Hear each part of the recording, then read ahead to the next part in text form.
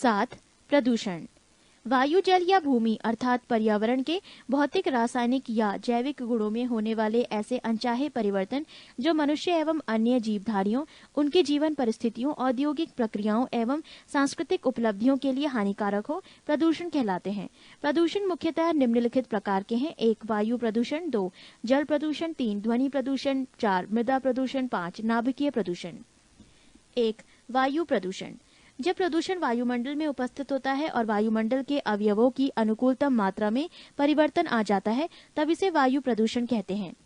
प्रमुख वायु प्रदूषक: carbon monoxide CO, sulphur dioxide SO2, hydrogen sulphide H2S, hydrogen fluoride HF, nitrogen के oxide NO तथा NO2, हाइड्रोकार्बन अमोनिया NH3, तंबाकू का धुआं, फ्लूओराइडस धूल तथा धुएं के कण, एरोसोल्स इत्यादि। पृष्ठ 389। Sulphur dioxide SO2, sulphur trioxide SO3, nitrogen oxide NO, वातावरणीय जल के साथ क्रिया करके सल्फ्यूरिक अम्ल, सल्फ्यूरिक एसिड या सल्फ्यूरस अम्ल, सल्फ्यूरस एसिड तथा नाइट्रिक अम्ल, नाइट्रिक एसिड का निर्माण करते हैं। वर्षा जल के साथ ये अम्ल पृथ्वी पर आ जाते हैं, इसे ही अम्ल वर्षा कहते हैं। 3 दिसंबर 1984 ईस्वी को भोपाल की यूनियन कार्बाइड फैक्ट्री, जो उर्वरक बनाती थी, में मिथाइल आइसोसोनाइट MIC के कारण दुर्घटना हुई थी। 2. जल प्रदूषण, वाटर पोल्यूशन। जल से अवांछनीय कारकों या पदार्थों के जुड़ जाने को जल प्रदूषण कहते हैं।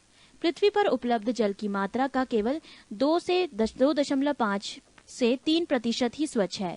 जल प्रदूषण के स्रोत: जल प्रदूषण मुख्यतः कार्बोनेट, क्लोराइड, सोडियम और बाइकार्बोनेट, मैग्नीशियम व पोटेशियम के sulphates, ammonia, carbon monoxide, carbon dioxide तथा औद्योगिक अवशिष्टों के जल में घुल जाने से होता है। समुद्र जलीय प्रदूषण सल्फर युक्त भारी धातुओं, हाइड्रोकार्बन, पेट्रोलियम पदार्थों के जल में घुलने से होता है। Oil spills. ऑयल टैंकरों से रिसा हुआ तेल सागरीय जल की सतह पर शीघ्रता से फैल जाता है।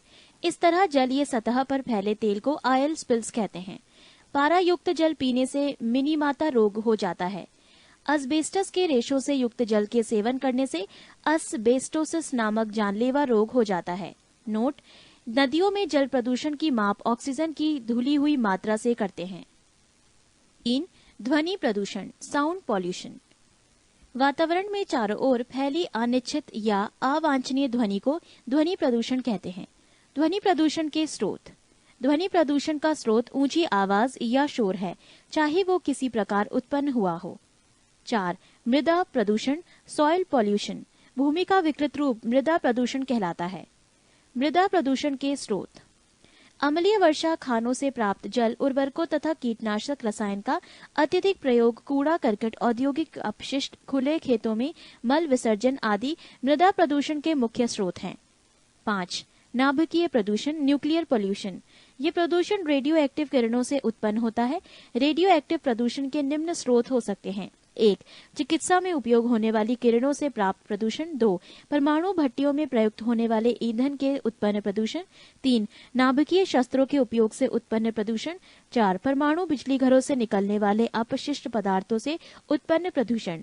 5. शोध कार्यों में प्रयुक्त रेडियोधर्मी पदार्थों से उत्पन्न प्रदूषण। 6. सूर्य की पराबैंगनी किरणों से उत्पन्न प्रदूषण।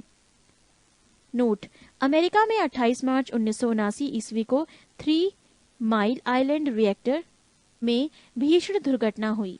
रिएक्टर में होने वाली दुर्घटनाओं में सबसे अधिक हानिकारक एवं भीषण दुर्घटना 26 अप्रैल 1986 ईस्वी को यूक्रेन के चेर्नोबिल स्थित एक रिएक्टर में घटी, जिसमें एक रिएक्टर इकाई की छत गल गई थी। पृष्ठ 390। 8. प्राणी विज्ञान। प्राणी विज्ञान, इसके अंतर्गत जंतुओं तथा उनके कार्यकलापों का अध्ययन किया जाता है। 1. जंतु जगत का वर्गीकरण, क्लासिफिकेशन ऑफ एनिमल किंगडम। संसार के समस्त जंतु जगत को 2 उप जगतों में विभक्त किया जाता है। 1. एक कोशिकीय प्राणी। 2. बहुकोशिकीय प्राणी। एक कोशिकीय प्राणी एक ही संघ प्रोटोजोआ में रखे गए, जबकि बहुकोशिकीय प्राणियों को 9 संघों में विभाजित किया गया। स्टोरर व यूसिंजर के अनुसार जंतुओं का वर्गीकरण: 1. संघ प्रोटोजोआ। प्रमुख लक्षण 1. इनका शरीर केवल एक कोशिकीय होता है।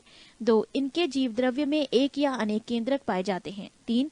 प्रचलन प्रदाभों, पक्षमों या कशाभों के द्वारा होता है। 4. स्वतंत्र जीवी एवं परजीवी दोनों प्रकार के होते हैं।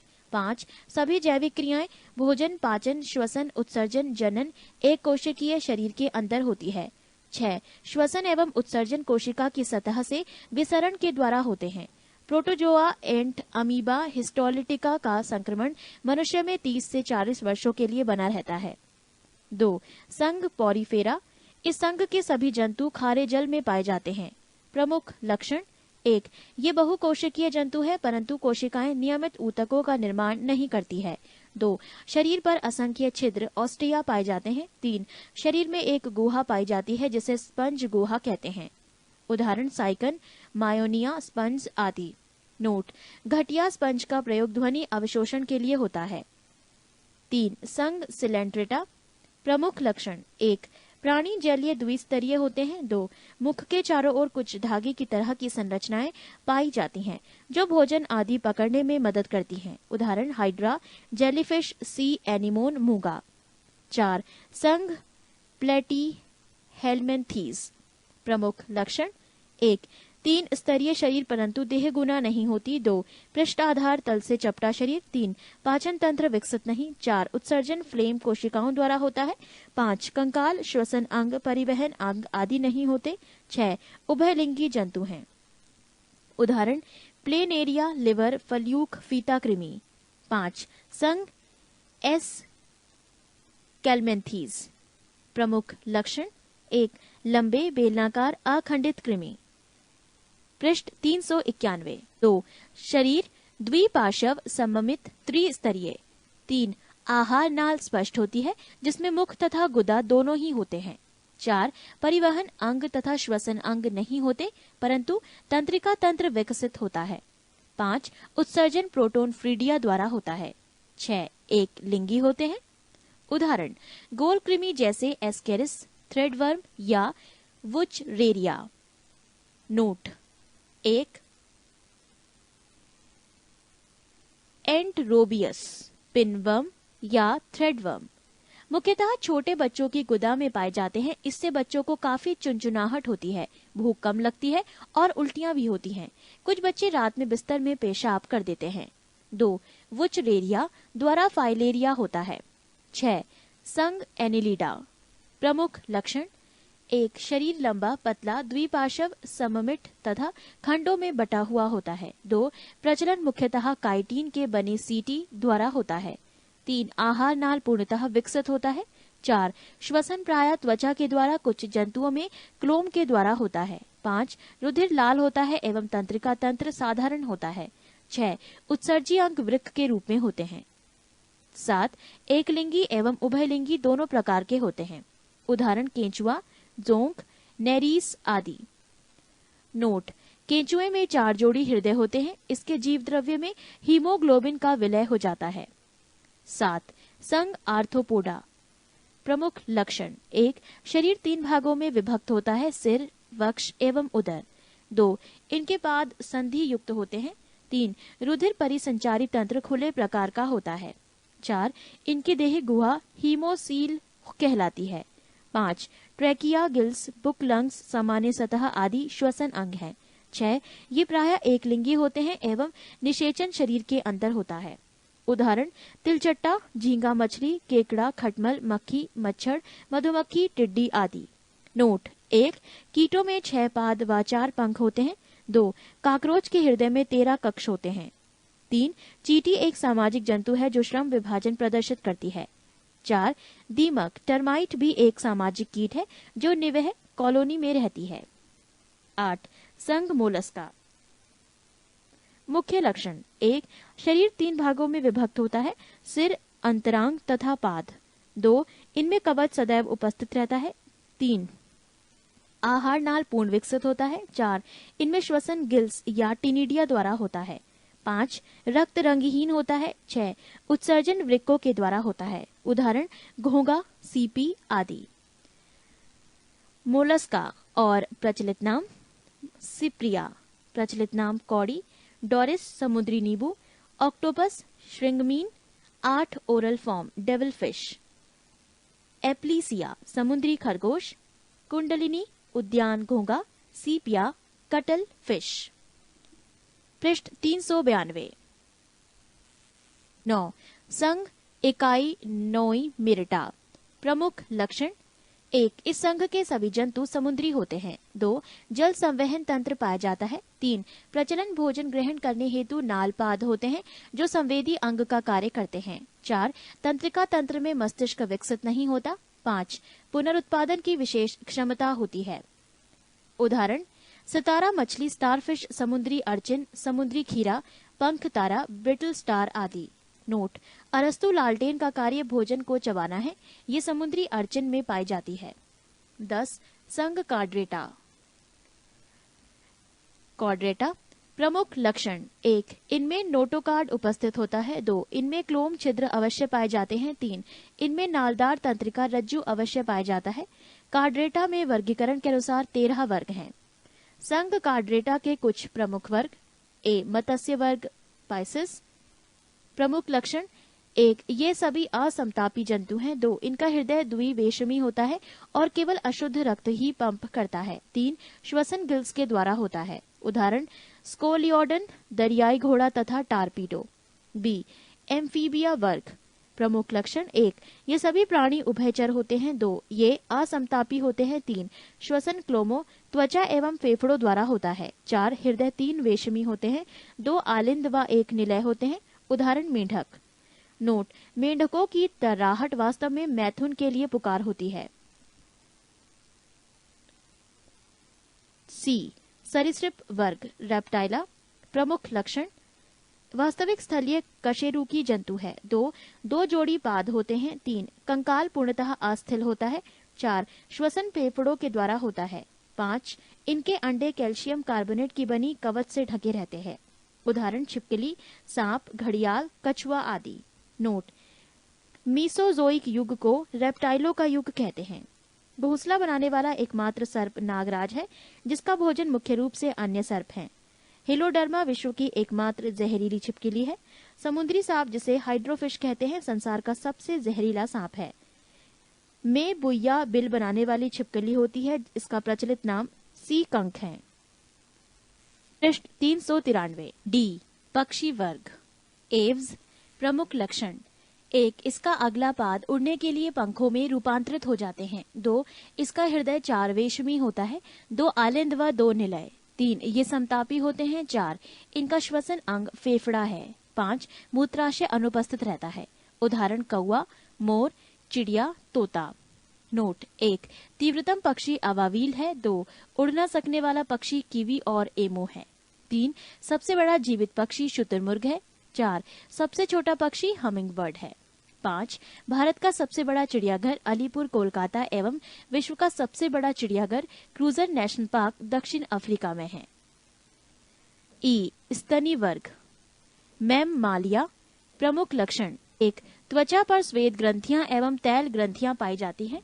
2 ये सभी जंतु उच्चतापी एवं नियततापी होते हैं। 3 इनका हृदय 4 वेशमी होता है। 4 इसमें दांत जीवन में 2 बार निकलते हैं लेकिन इसलिए इन्हें द्विवारदंती कहते हैं। 5 इनके लाल रुधिराणुओं में केंद्रक नहीं होता, केवल ऊंट एवं लामा को छोड़कर। 6 बाह्य कर्ण पाइना उपस्थित होता है। वर्ण स्तनधारी 3 उपवर्गों में बटा है। 1 प्रोटोथीरिया अंडे देते हैं। उदाहरण ए किडना। 2 मेटाथीरिया अपरिपक्व बच्चों को जन्म देते हैं जैसे उदाहरण कंगारू। 3 यूथीरिया पूर्ण विकसित शिशुओं को जन्म देते हैं जैसे मनुष्य। नोट 1 स्तनधारी वर्ग में रक्त का सबसे अधिक तापमान बकरी का होता है। औसत तापमान 39 degree Celsius. 2 duck billed platypus एकमात्र विषैला स्तनी है। 2 जंतु ऊतक। Animal tissue.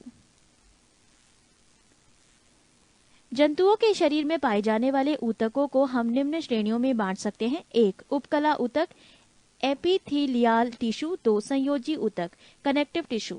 3 पेशी ऊतक मसल्स टिश्यू। 4 तंत्रिका ऊतक नर्व टिश्यू। 1 उपकला ऊतक एपिथेलियल टिश्यू। ये ऊतक जंतु की बाहरी, भीतरी या स्वतंत्र सतहों पर पाए जाते हैं। इसमें रुधिर कोशिकाओं का अभाव होता है, जिसके कारण इस ऊतक की कोशिकाओं का पोषण विसरण के माध्यम से लसिका द्वारा होता है। ये शरीर के कई महत्वपूर्ण अंगों में पाया जाता है, जैसे त्वचा की बाह्य सतह, हृदय, फेफड़ा एवं वृक्क के चारों ओर तथा यकृत एवं जनन ग्रंथियों के दीवार आदि पर। ये ऊतक शरीर के अंतरांगों को चोट से बचाता है तथा उन्हें नम बनाए रखता है। 2. संयोजी ऊतक, कनेक्टिव टिश्यू। ये ऊतक शरीर के सभी अन्य ऊतकों तथा अंगों को आपस में जोड़ने का कार्य करता है। तरल संयोजी ऊतक जैसे रक्त एवं लसिका संवहन के कार्य में भी सहायक होता है। ये ऊतक शरीर के तापक्रम को नियंत्रित करता है तथा मृत कोशिकाओं को नष्ट करके मृत ऊतकों एवं कोशिकाओं की पूर्ति करता है। पृष्ठ 394। 3. पेशी ऊतक, मसल्स टिश्यू। इसे संकुचनशील ऊतक, कॉन्ट्रैक्टाइल टिश्यू के नाम से जाना जाता है। शरीर के सभी पेशियां इसी ऊतक से मिलकर बनी होती हैं। पेशी ऊतक 3 प्रकार के होते हैं। ए. आरेखित अनस्ट्रिप्ड, बी. रेखित स्ट्रिप्ड, सी. हृदयक पेशी कार्डियक। ए. अरेखित अनस्ट्रिप्ड। ये पेशी ऊतक उन अंगों की दीवारों पर पाया जाता है अनैच्छिक रूप से गति करते हैं, जैसे आहार नाल, मलाशय, मूत्राशय, रक्तवाहिनियां आदि।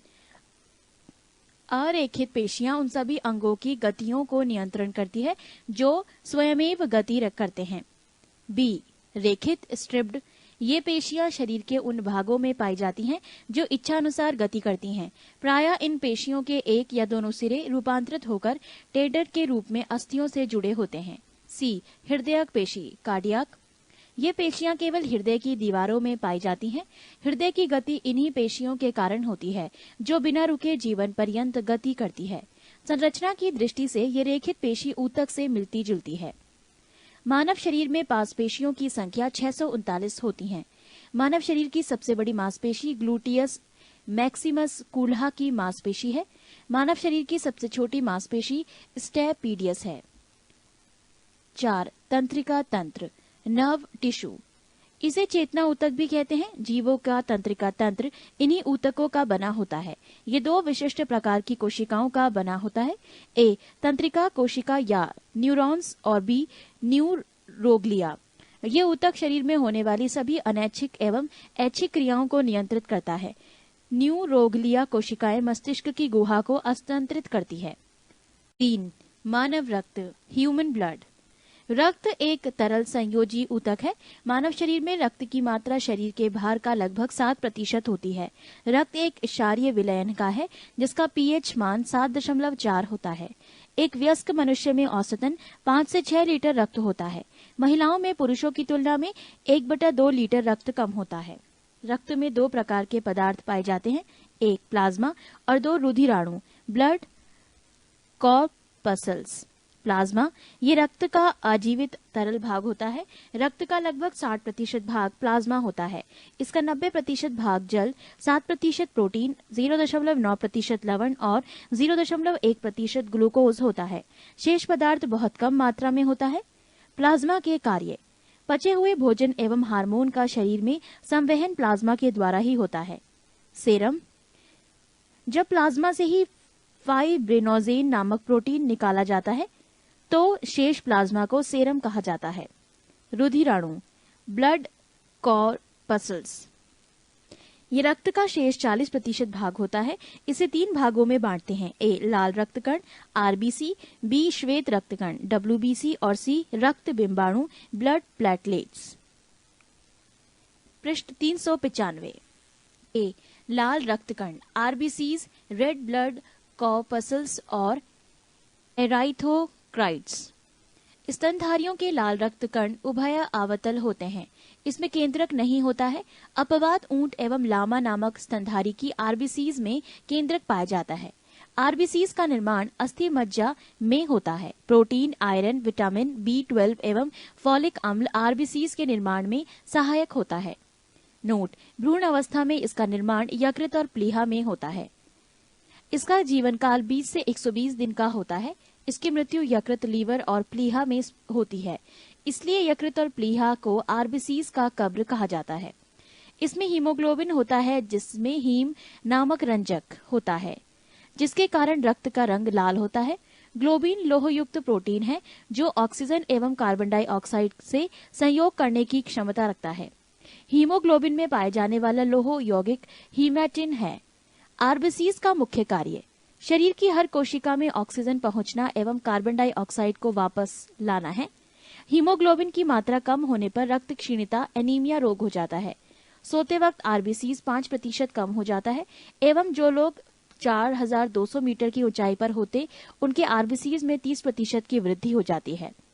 आरबीसीज की संख्या हीमोसाइटोमीटर से ज्ञात की जाती है। बी श्वेत रक्त कण WBC व्हाइट ब्लड कॉर्पसल्स और लियोकोकाइट्स। आकार और रचना में ये अमीबा के समान होता है। इसमें केंद्रक होता है। इसका निर्माण अस्थि मज्जा, बोन मैरो, लिम्फ नोड और कभी कभी यकृत यानी लीवर एवं प्लीहा में भी होता है। इसका जीवन काल 2 से 4 दिन का होता है। इसकी मृत्यु रक्त में ही हो जाती है। इसका मुख्य कार्य शरीर के रोगों के संक्रमण से बचाना है। WBC का सबसे अधिक भाग 60 से 70% न्यूट्रोफिल्स कणिकाओं को बना होता है। न्यूट्रोफिल्स कणिकाएं रोगाणुओं तथा जीवाणुओं का भक्षण करती हैं। आरबीसी एवं WBC का अनुपात 600:1 है। सी रक्त बिंबाणु ब्लड प्लेटलेट्स और थ्रोम्बोकाइट्स। ये केवल मनुष्य एवं अन्य स्तनधारियों में रक्त में पाया जाता है। इसमें केंद्रक नहीं होता है। इसका निर्माण अस्थि मज्जा, बोन मैरो में होता है। इसका जीवन काल 3 से 5 दिन का होता है। इसकी मृत्यु प्लीहा में होती है। इसका मुख्य कार्य रक्त के थक्का बनाने में मदद करना है। रक्त के कार्य 1. शरीर के ताप का नियंत्रण तथा शरीर को रोगों से रक्षा करना। 2. शरीर के वातावरण को स्थायी बनाए रखना तथा घावों को भरना। 3. रक्त का थक्का बनाना। 4. O2, CO2 पचा हुआ भोजन, उत्सर्जी पदार्थ एवं हार्मोन का संवहन करना। 5. लैंगिक वर्ण में सहायता करना तथा विभिन्न अंगों में सहयोग स्थापित करना। पृष्ठ 396। रक्त का थक्का बनना। Clotting of blood. रक्त के थक्का बनने के दौरान होने वाली 3 महत्वपूर्ण प्रतिक्रिया निम्न है। Thromboplastin plus prothrombin plus calcium plus plus is equal to thrombin. Thrombin plus fibrinogen बराबर फिब्रिन। फिब्रिन प्लस रक्त रुधिराणु बराबर रक्त का थक्का। रुधिर प्लाज्मा के प्रोथ्रोम्बिन तथा फाइब्रोनोजेन का निर्माण यकृत में विटामिन के की सहायता से होता है। विटामिन के रक्त के थक्का बनाने में सहायक होता है। सामान्यतः रक्त का थक्का 2 से 5 मिनट में बन जाता है। रक्त के थक्का बनाने के लिए अनिवार्य प्रोटीन फाइब्रिनोजन है। मनुष्य के रक्त वर्ग ब्लड ग्रुप। रक्त समूह की खोज कार्ल लैंडस्टीनर ने 1900 ईस्वी में किया था।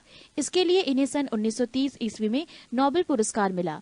मनुष्यों के रक्तों की भिन्नता का मुख्य कारण लाल रक्तकण आरबीसी में पाई जाने वाली ग्लाइको प्रोटीन है, जिसे एंटीजन कहते हैं। एंटीजन 2 प्रकार के होते हैं, एंटीजन ए एवं एंटीजन बी। एंटीजन या ग्लाइको प्रोटीन की उपस्थिति के आधार पर मनुष्य में 4 प्रकार के रुधिर वर्ग होते हैं। ए जिनमें एंटीजन ए होता है रुधिर वर्ग ए। बी जिनमें एंटीजन बी होता है रुधिर वर्ग बी। सी जिनमें एंटीजन ए एवं बी दोनों होते हैं रुधिर वर्ग ए बी। डी जिनमें दोनों में से कई एंटीजन नहीं होता है रुधिर वर्ग ओ। रुधिर के चारों वर्गों के साथ एंटीबॉडी का वितरण। रुधिर वर्ग ए एंटीजन लाल रुधिर कणिकाओं में केवल ए, एंटीबॉडी प्लाज्मा में केवल बी। वर्ग बी एंटीजन केवल बी, प्लाज्मा में केवल ए। ए बी एंटीजन में ए बी दोनों, एंटीबॉडी में कोई नहीं। ओ एंटीजन में कोई नहीं, एंटीबॉडी में ए व बी दोनों। किसी एंटीजन की अनुपस्थिति में एक विपरीत प्रकार की प्रोटीन रुधिर प्लाज्मा में पाई जाती है। इसको एंटीबॉडी कहते हैं। ये भी 2 प्रकार का होता है, एंटीबॉडी ए एवं एंटीबॉडी बी। रक्त का आधान ब्लड ट्रांसफ्यूजन। एंटीजन ए एवं एंटीबॉडी ए, एंटीजन बी एवं एंटीबॉडी बी एक साथ नहीं रह सकते हैं। ऐसा होने पर ये आपस में मिलकर अत्यधिक चिपचिपे हो जाते हैं, जिससे रक्त नष्ट हो जाता है। ऐसे रक्त का अभिश्लेषण कहते हैं। अतः रक्त आधान में एंटीजन तथा एंटीबॉडी का ऐसा तालमेल करना चाहिए जिससे रक्त का अभिश्लेषण न हो सके। रक्त समूह ओ को सर्वदाता यूनिवर्सल डोनर रक्त समूह कहते हैं, क्योंकि इससे कोई एंटीजन नहीं होता है, एवं रक्त समूह ए बी को सर्वग्राह्यता यूनिवर्सल रेसिप्टर रक्त समूह कहते हैं, क्योंकि इसमें कोई एंटीबॉडी नहीं होता है। RH तत्व, RH फैक्टर। सन 1940 ईस्वी में लैंडस्टीडर ने और वीनर ने रुधिर में एक अन्य प्रकार के एंटीजन का पता लगाया। उन्होंने रीसस बंदर में इस तत्व का पता लगाया, इसीलिए इसे RH फैक्टर कहते हैं। जिन व्यक्तियों के रक्त में ये तत्व पाया जाता है उनका रक्त RH सहित RH पॉजिटिव कहलाता है, तथा जिनमें नहीं पाया जाता है उनका रक्त RH रहित RH नेगेटिव कहलाता है। पृष्ठ 397। रक्त आधान के समय RH फैक्टर की भी जांच की जाती है। RH प्लस को RH प्लस का रक्त एवं RH माइनस को RH माइनस रक्त ही दिया जाता है।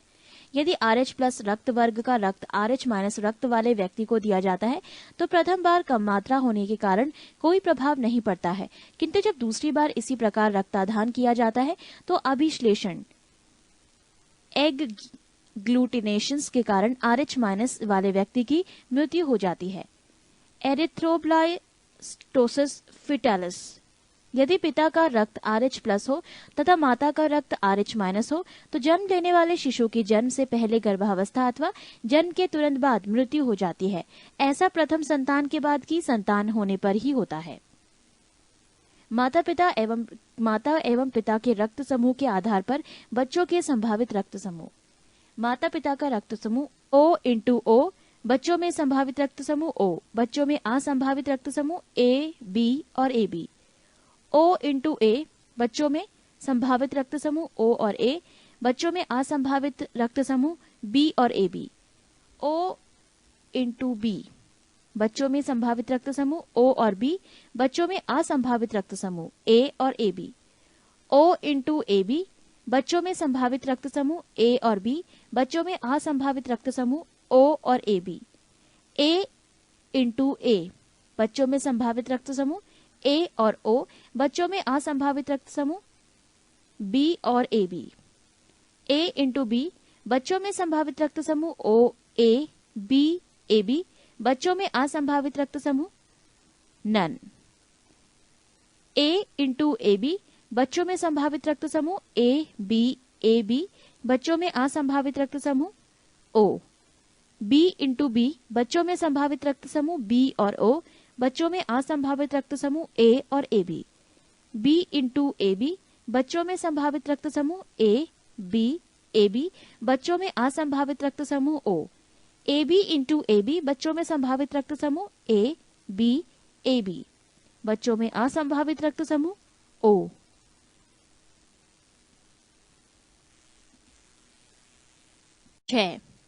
पारिस्थितिकी। जीव विज्ञान की उस शाखा को जिसके अंतर्गत जीवधारियों और उनके वातावरण के पारस्परिक संबंधों का अध्ययन करते हैं उसे पारिस्थितिकी कहते हैं। एक निश्चित भौगोलिक क्षेत्र या वास स्थान में निवास करने वाली विभिन्न समष्टियों पॉपुलेशन को जैविक समुदाय बायोटिक कम्युनिटी कहते हैं। रचना एवं कार्य की दृष्टि से विभिन्न जीवों और वातावरण की मिलीजुली इकाई को पारिस्थितिकी तंत्र इकोसिस्टम कहते हैं। पारिस्थितिक तंत्र या पारितंत्र, इकोसिस्टम और इकोलॉजिकल सिस्टम शब्द का प्रयोग सर्वप्रथम टेंसले नामक वैज्ञानिक ने किया था। संरचनात्मक दृष्टि से प्रत्येक पारिस्थितिक तंत्र दो घटकों का बना होता है। A, जैविक घटक, B, अजैविक घटक। A, जैविक घटक बायोटिक कंपोनेंट्स। इसे तीन भागों में विभक्त किया गया है। एक उत्पादक, दो उपभोक्ता, तीन अपघटक। एक उत्पादक, वो घटक जो अपना भोजन स्वयं बनाते हैं जैसे हरे पौधे। दो उपभोक्ता, वो घटक जो उत्पादक द्वारा बनाए गए भोज्य पदार्थों का उपभोग करते हैं। उपभोक्ता के तीन प्रकार हैं। एक, प्राथमिक उपभोक्ता, प्राइमरी कंज्यूमर्स। इसमें वो जीव आते हैं जो हरे पौधों या उनके किसी भाग को खाते हैं जैसे गाय, भैंस, बकरी आदि। दो, द्वितीयक उपभोक्ता, सेकेंडरी कंज्यूमर्स। इसके अंतर्गत वो जीव आते हैं जो प्राथमिक उपभोक्ताओं को अपने भोजन के रूप में प्रयुक्त करते हैं जैसे लोमड़ी, भेड़िया, मोर इत्यादि। तीन, तृतीयक उपभोक्ता, टर्टायरी कंज्यूमर्स। इसके अंतर्गत वो जीव आते हैं जो द्वितीयक उपभोक्ताओं को खाते हैं जैसे बाघ, शेर, चीता आदि। तीन, अपघटक, डीकंपोजर्स। इस वर्ग में मुख्यतः कवक एवं जीवाणु आते हैं। ये मृत उत्पादक एवं उपभोक्ताओं का अपघटन कर उन्हें भौतिक तत्वों में परिवर्तित कर देते हैं। बी अजैविक घटक एबियोटिक कंपोनेंट्स। अजैविक घटक हैं 1 कार्बनिक पदार्थ, 2 अकार्बनिक पदार्थ, 3 जल वायुवीय कारक जैसे जल, प्रकाश, ताप, वायु, आर्द्रता, मृदा एवं खनिज तत्व।